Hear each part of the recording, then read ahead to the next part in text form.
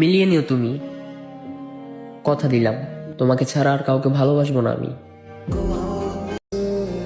হাজার হাজার সুদর্শন মানুষের ভিতরে কেন জানি আমার তোমাকে ভালো লাগে। আমার ইচ্ছাটা খুব অল্প, কিন্তু প্রতিটা ইচ্ছেই তোমাকে পাওয়ার গল্প।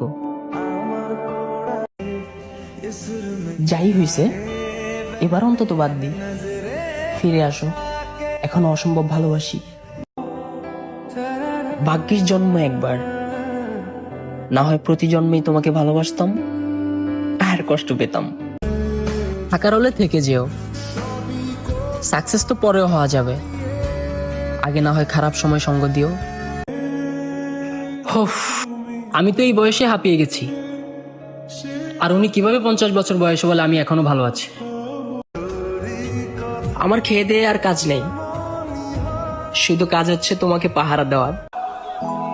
আমি মানুষের সাথে কথা বলেও দেখছি, আবার মানুষকে এড়াইও চলে দেখছি। আসলে তারা শুধু স্বার্থের জন্যই কাছে আসে। তুমি আমার কোনো মেডিসিন না, তবে তুমি পাশে থাকলে নিজেকে অনেক শক্তিশালী মনে হয়। ভুলে গেছো তুমি, কিন্তু আজও ভুলিনি আমি। আজও আমার মনে পড়ে তোমার মুখের হাসি। তোমার চোখের দিকে তাকানো যায় না, তাকানো যায় না হাসির দিকে।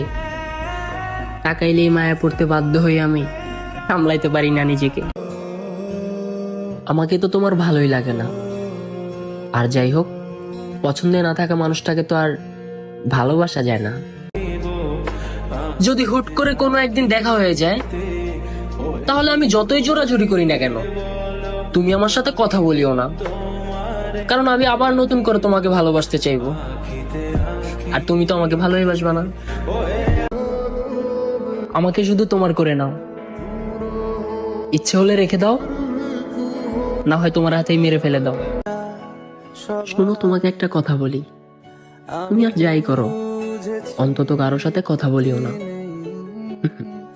কেন জানি আমার ভালো লাগে না অন্য কারো সাথে তোমাকে।